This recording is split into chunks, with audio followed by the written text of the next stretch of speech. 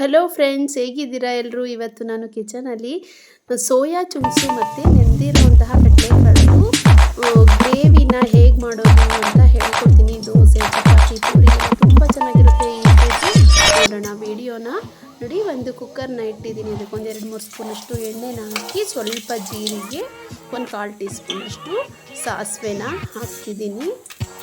Friends, ತುಂಬ ಚೆನ್ನಾಗಿರುತ್ತೆ. ನೀವು ಕೂಡ ಮನೆಯಲ್ಲಿ ಟ್ರೈ ಮಾಡಿ ನೋಡಿ. ಈಗ ನಾನು ಇದಕ್ಕೆ ಒಂದು ಕಟ್ ಮಾಡಿರುವಂತಹ ಈರುಳ್ಳಿನ ಹಾಕ್ತೀನಿ. ಈರುಳ್ಳಿ ಸ್ವಲ್ಪ ಕೆಂಪಗಾಗಿ ಇವಾಗ ಜೊತೆಯಲ್ಲೇ ನಾನು ಒಂದು 2 ಕಟ್ ಮಾಡಿರುವಂತಹ ಟೊಮ್ಯಾಟೊನ ಇದಕ್ಕೆ ಹಾಕ್ತಿದ್ದೀನಿ. ಸ್ವಲ್ಪ ಅರಿಶಿನ ಪುಡಿ, ಒಂಚೂರು ಇದಾದಮೇಲೆ ಇದು ಅರಿಶಿನ ಪುಡಿ ಹಾಕಿ 1 ನಿಮಿಷ ಆದಮೇಲೆ 1 ಕಪ್ಪಷ್ಟು ಹೆಸರು ಕಾಳು, 1 ಕಪ್ಪಷ್ಟು ಕಡಲೆಕಾಳು ನೆಂದಿರೋ ಅಂಥದ್ದು. ಮೊಳಕೆ ಬಂದ್ರೂ ತುಂಬ ಚೆನ್ನಾಗಿರುತ್ತೆ. ಮಸಾಲ ಟೇಸ್ಟ್ ಎಲ್ಲ ತುಂಬ ಚೆನ್ನಾಗಿ ಬರುತ್ತೆ ಇದು ಗ್ರೇವಿ. ಇದನ್ನು ನೋಡಿ, ಇದು 2 ಹಾಕಿ ಸ್ವಲ್ಪ ಮಿಕ್ಸ್ ಮಾಡೋಣ. ಇದು ಎಣ್ಣೆ ಎಲ್ಲ ಕಾಳುಗಳಿಗೂ ಮಿಕ್ಸ್ ಆಗಲಿ. ಇದೇನಿಲ್ಲ ಅಷ್ಟೊಂದು ಫ್ರೈ ಆಗೋದೇನು ಬೇಡ, ಸ್ವಲ್ಪ ಮಿಕ್ಸ್ ಮಾಡೋಣ ಚೆನ್ನಾಗಿ. ಈಗ ನಾವು ಸೋಯಾನ ಒಂದು ಪಾತ್ರೆಯಲ್ಲಿ ನೆನೆಸ್ಕೊಂಡಿರ್ಬೇಕು. ಅದನ್ನು ಸ್ವಲ್ಪ ನೆನೆ ಇಡಬೇಕು. ಅದು ನೋಡಿ, ಈ ಥರ ಪ್ರೆಸ್ ಮಾಡಿ ನೋಡಿದರೆ ಅದು ಸ್ವಲ್ಪ ಗಟ್ಟಿ ಇದೆ ಅಂದರೆ ನೆಂದಿಲ್ಲ ಅಂತ. ಅದು ಚೆನ್ನಾಗಿ ನೆಂದ ಮೇಲೆ ನಾವು ಇದನ್ನು ಚೆನ್ನಾಗಿ ಒಂದು 2-3 ಸಲ ತೊಳಿಬೇಕು. ಇದರ ಸ್ವಲ್ಪ ನೊರೆ ಥರ ಬರುತ್ತೆ, ಅದನ್ನೆಲ್ಲ ಚೆನ್ನಾಗಿ ಹೋಗೋ ಥರ ಒಂದು 2-3 ಸಲ ತೊಳೆದು ಚೆನ್ನಾಗಿ ನಾವು ಸ್ಕ್ವೀಸ್ ಮಾಡಿ ಇಟ್ಕೊಂಡ್ರೆ ಚೆನ್ನಾಗಿರುತ್ತೆ. ನೋಡಿ, ಈ ಥರ ನೋಡಿ ಇದನ್ನು ಸ್ವಲ್ಪ ನೆನೆಬೇಕು. ಇನ್ನೊಂದು 2-3 ನಿಮಿಷ ಬಿಡೋಣ ಹಿಂಗೆ ನೀರಲ್ಲಿ. ಇವಾಗ ಇದನ್ನು ನಾವು ಚೆನ್ನಾಗಿ ತೊಳೆದು ಸ್ವಲ್ಪ ಹಿಂಡಿ ನಾವು ಇದನ್ನು ಈಗ ಈ ಕಾಳುಗಳು ಹಾಕಿದ್ದೀನಲ್ಲ ಅದರೊಳಗಡೆ ಹಾಕ್ತೀನಿ. ಇದನ್ನು ಹಾಕಿ ಚೆನ್ನಾಗಿ ಒಂದ್ಸಲ ಮಿಕ್ಸ್ ಮಾಡ್ಕೊಳ್ಳೋಣ.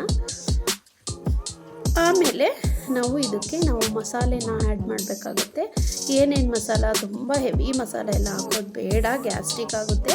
ಹಾಗಾಗಿ ನಾನು ಸ್ವಲ್ಪ ಸಿಂಪಲಾಗೆ ಮಾಡ್ತೀನಿ. ಮನೇಲಿ ನಾವು ಯೂಸ್ ಮಾಡೋದ್ರಿಂದ ತುಂಬ ಟೇಸ್ಟ್ ಇರುತ್ತೆ, ಗ್ಯಾಸ್ಟ್ರಿಕ್ ಆಗಲ್ಲ, ಏನೂ ಆಗಲ್ಲ. ಕಡಲೆಕಾಳು ಇರೋದ್ರಿಂದ ಇದು ಚೆನ್ನಾಗೇ ಇರುತ್ತೆ.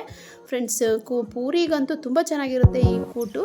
ಇದಕ್ಕೆ ಸ್ವಲ್ಪ ನಾನು ನೀರನ್ನ ಆ್ಯಡ್ ಮಾಡ್ತೀನಿ. ಗ್ರೇವಿ ಥರ ಇದ್ದರೆ ಚೆನ್ನಾಗಿರುತ್ತೆ. ಹಾಗಾಗಿ ಸ್ವಲ್ಪ ನಿಮ್ಗೆ ಎಷ್ಟು ಬೇಕೋ ನೀರು ಅಷ್ಟನ್ನ ನೋಡಿಕೊಂಡು ನೀವು ನೀರನ್ನ ಹಾಕ್ಕೊಂಡು ಇದನ್ನ ಚೆನ್ನಾಗಿ ಮಿಕ್ಸ್ ಮಾಡಿ. ಇವಾಗ ಸ್ವಲ್ಪ ಖಾರ ಪುಡಿ, ಖಾರ ಪುಡಿನ ನಾವು ಹಾಕೋಣ.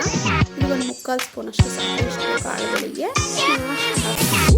ಒಂದು 2 ಸ್ಪೂನಷ್ಟು ಮನೇಲಿ ಮಾಮೂಲಿ ಸಾಂಬಾರು ಯೂಸ್ ಮಾಡೋವಂಥ ಧನಿಯಾ ಪೌಡರ್ನ ಹಾಕ್ತಿದ್ದೀನಿ.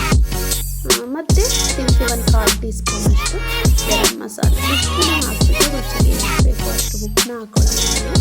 ತಿರುಗಿಸೋಣ, ಫಸ್ಟು ಮಿಕ್ಸ್ ಮಾಡಿ.